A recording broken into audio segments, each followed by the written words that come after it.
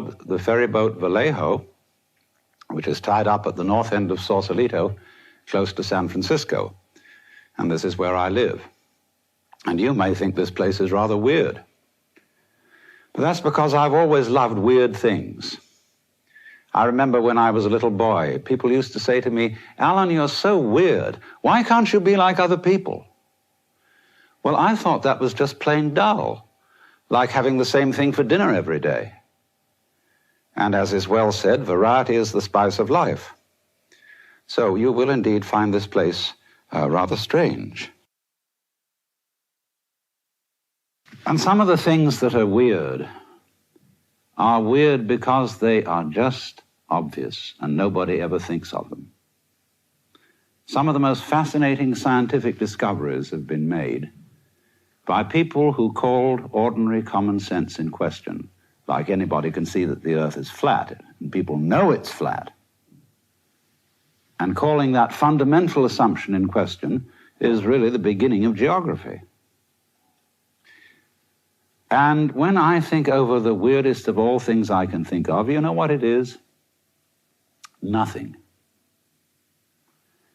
The whole idea of nothing is something that has bugged people for centuries, especially in the West.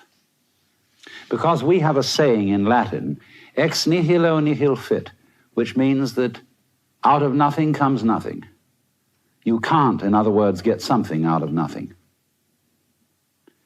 And it's occurred to me that this is a fallacy of tremendous proportions that lies at the root of all our common sense, not only in the West, but in many parts of the East as well. And it comes up as a kind of terror of nothing, a put down on nothing, on everything to do with nothing, everything associated with nothing, such as sleep, passivity, rest, and even the feminine principle is often equated with the negative principle, although women's lib people don't like that kind of thing, but when they get through understanding what I'm going to tell you, I don't think they'll object. Because what has struck me is that nothing, the negative, the empty, is exceedingly powerful. I would say, not ex nihilo nihil fit, out of nothing comes nothing, but I would say you can't have something without nothing. For how do we basically begin to think about the difference between something and nothing? I can say, there is a cigar in my right hand and there is no cigar in my left hand. And so we get the idea of is here and isn't or empty here. But behind that, of course, lies the far more obvious contrast of solid and space. Now, we tend to think of space as nothing. When we talk about the conquest of space, there's a little element, notice, of hostility in that phrase. But actually, we're talking about the conquest of distance. Space as such, that is to say, whatever it is that lies between the Earth and the Moon and the Earth and the Sun, is considered, especially since the Michelson-Morley experiment, which proved there was no ether, is considered to be just nothing at all. But to suggest how very powerful and important this nothing at all is, let me point out to you that if you didn't have space, you couldn't have anything solid.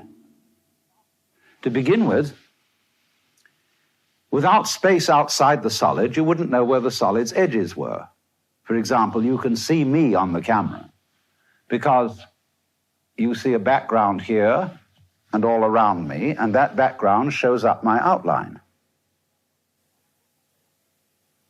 But if that wasn't there, then you would notice, say, only the beads and the microphone here, and this would become the background. But you always have to have a background to see a figure. You just can't do without it. So that means that the figure and the ground, the solid and the space, in some way are inseparable and go together. Now, we find this very commonly in the phenomena of magnetism and electricity. A magnet has a north pole and a south pole, and a battery has a positive pole and a negative pole. There is no such thing as a magnet with one pole only. That's supposing we equate with north with south, and north with is and south with isn't.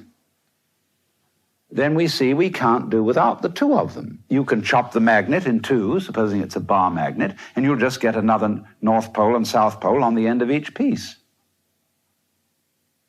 And so in the same way, a current will not flow through an electric circuit until the negative pole is connected as well as the positive. Because the current does not wait in the wire like water in a hose and then begin to flow when you, as it were, connect it with the negative pole like turning on the nozzle. There won't be any current in the wire at all until its end point, which is the negative, is established.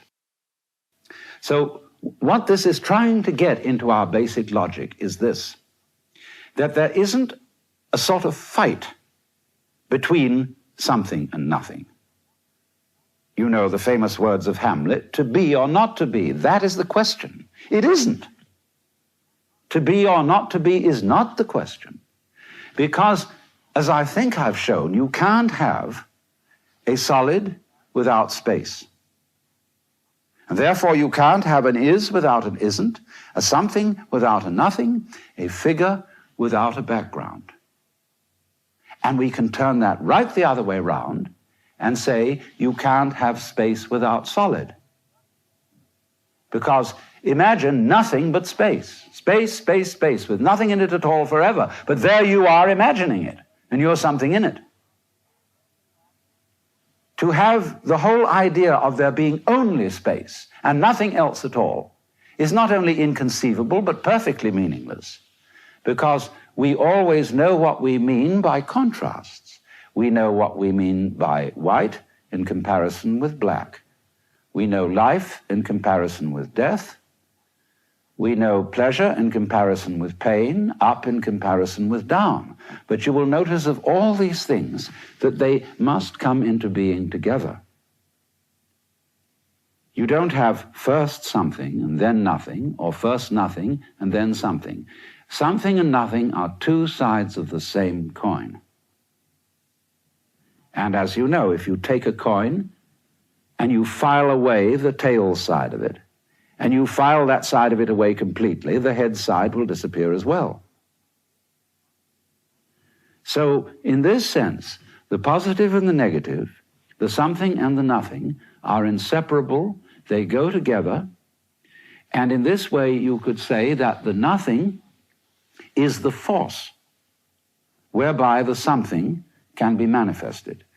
Without space, we couldn't see the stars. The stars not only occupy space, but have space between one point of the sphere and the opposite point. So the space everywhere is absolutely basic to there being anything at all. Now, ordinarily, we think that what is basic to the physical world is something we call matter.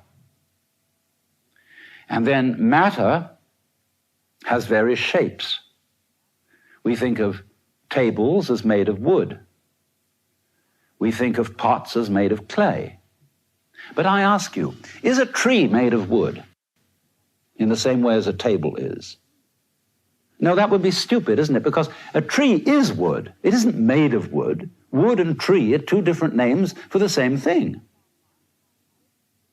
But there's in the back of our mind the notion, as a root of common sense, that everything in the world is made of something, made of some kind of basic stuff. And physicists, through the centuries, have, of course, wanted to know what that was. And physics began as a quest to discover the basic stuff out of which the world is made. And with all our advances in physics, we've never found it. What we have found is not stuff, but form. We have found shapes. We have found structures. Because when you turn up the microscope and you look at things where you thought there was some sort of stuff, you find instead form, pattern, structure. You find the shapes of crystals, and you go in beyond the shapes of crystals and you find molecules.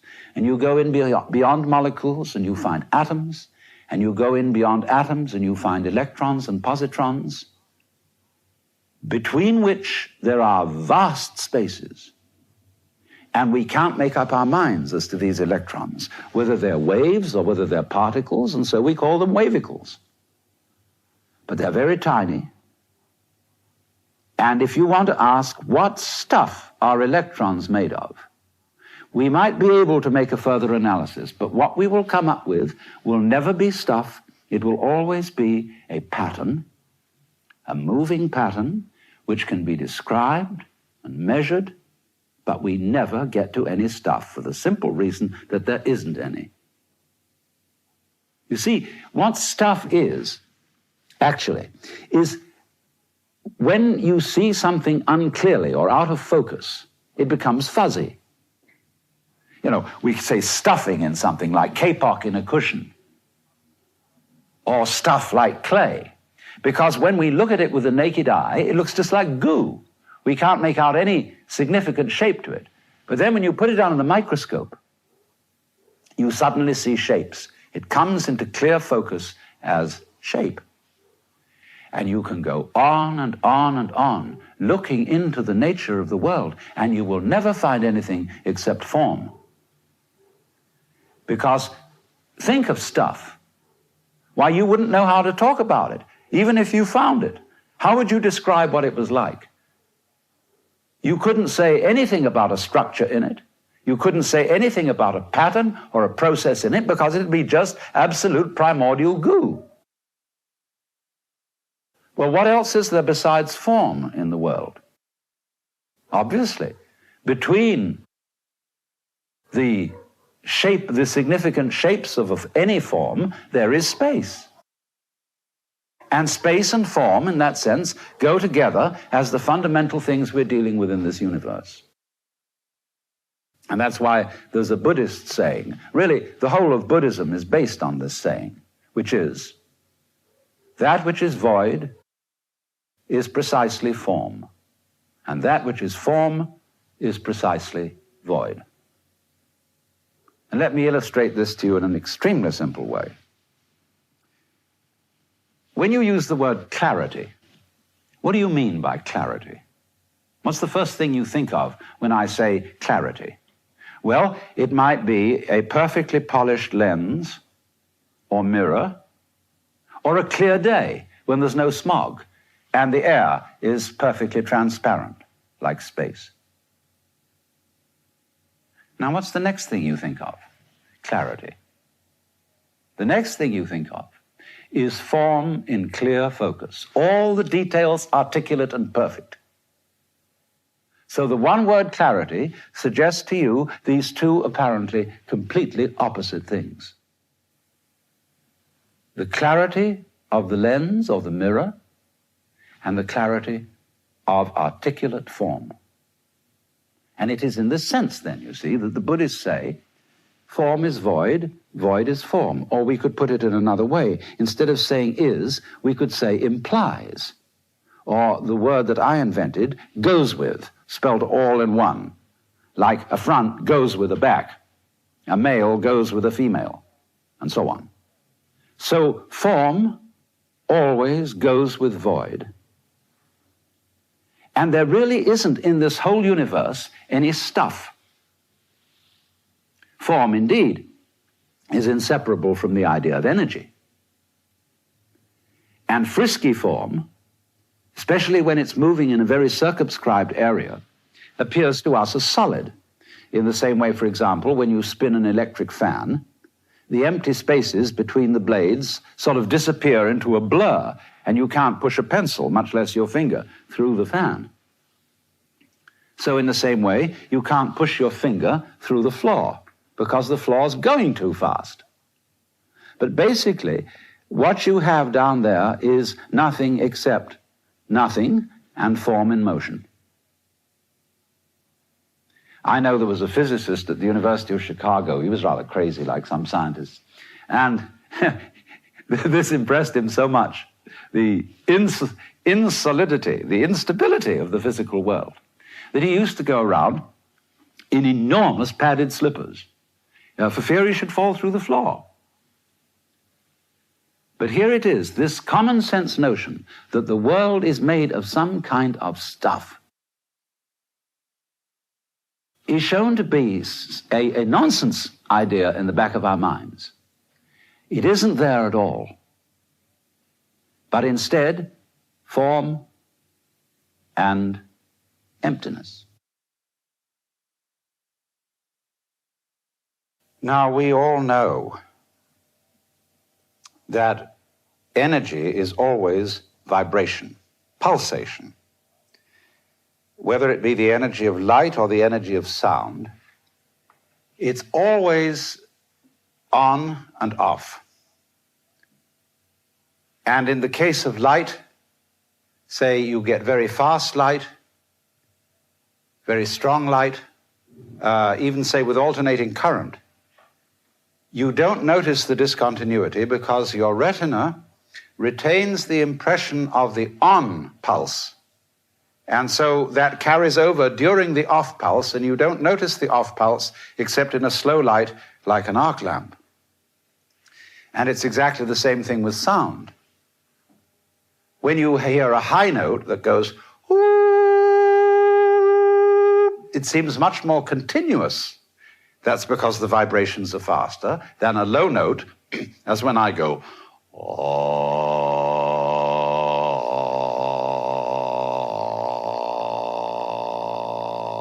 Now, in that, you can hear a kind of graininess.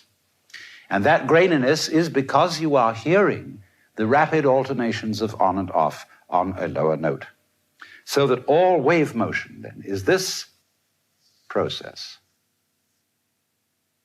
And it's curious, isn't it? When we think of waves and talk about waves, we think about the crests. We think about this point. And we say, that is waves. And that is because the crests stand out from the underlying uniform bed of water, which is relatively solid in comparison with the space above, so that these crests are perceived as the things, the forms, the waves.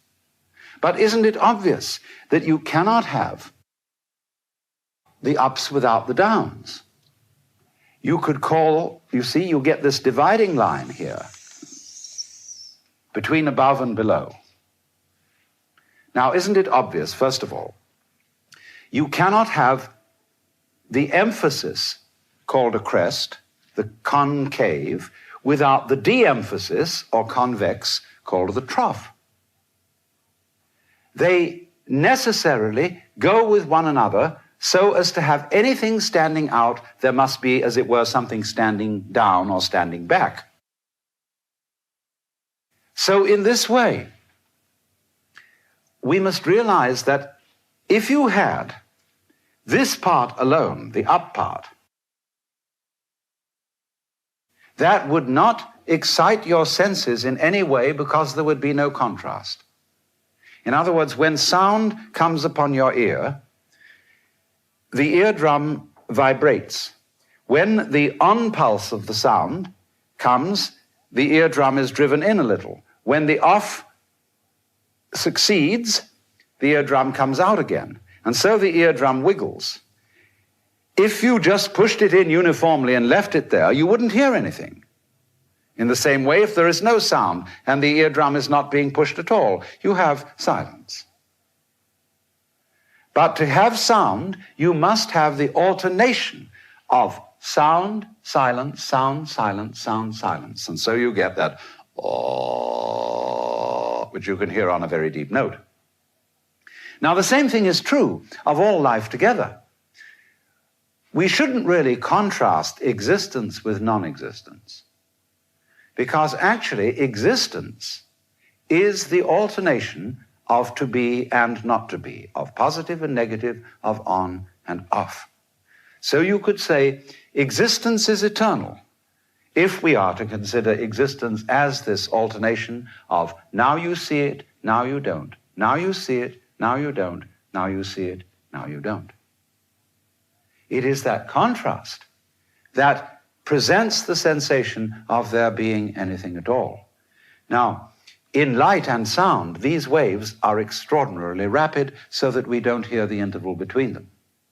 But there are other circumstances in which the waves are extraordinarily slow, as in the alternation of day and night, light and darkness, and the much vaster alternations of life and death, of the great slow cycles of the world.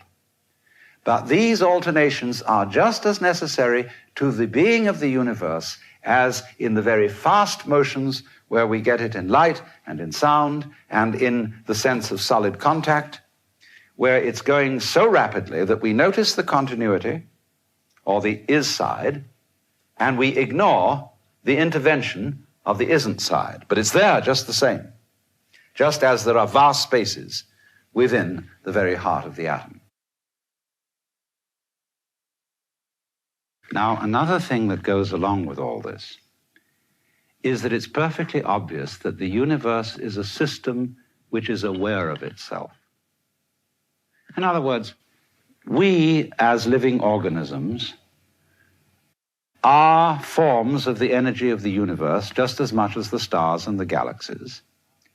And through our sense organs, this system of energy becomes aware of itself. But there's a puzzle in this, which again relates back to our basic contrast between on and off and something and nothing, which is this: that the aspect of the universe which is aware of itself,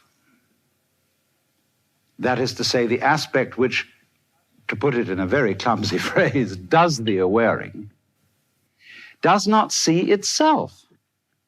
In other words, you can't look at your eyes with your eyes. You can't kiss your own lips. You can't bite your own teeth. You can't observe yourself in the act of observing.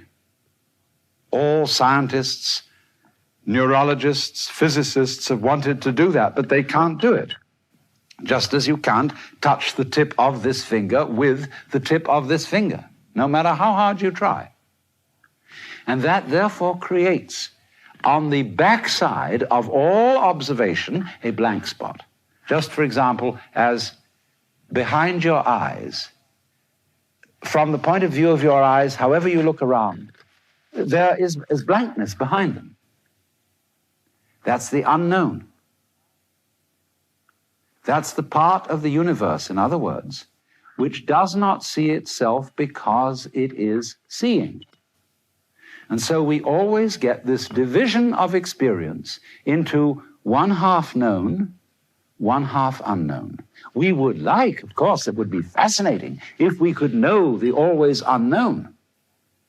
But if we say, examine the brain and the structure of the nerves behind the eyes, we're always looking at somebody else's brain out there. We're never looking at our own brain at the same time as we're investigating somebody else's brain. So there always remains this blank side of experience.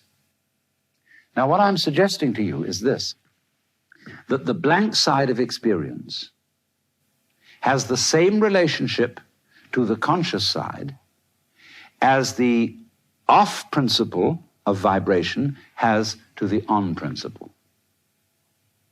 Do you see that? There's a fundamental division.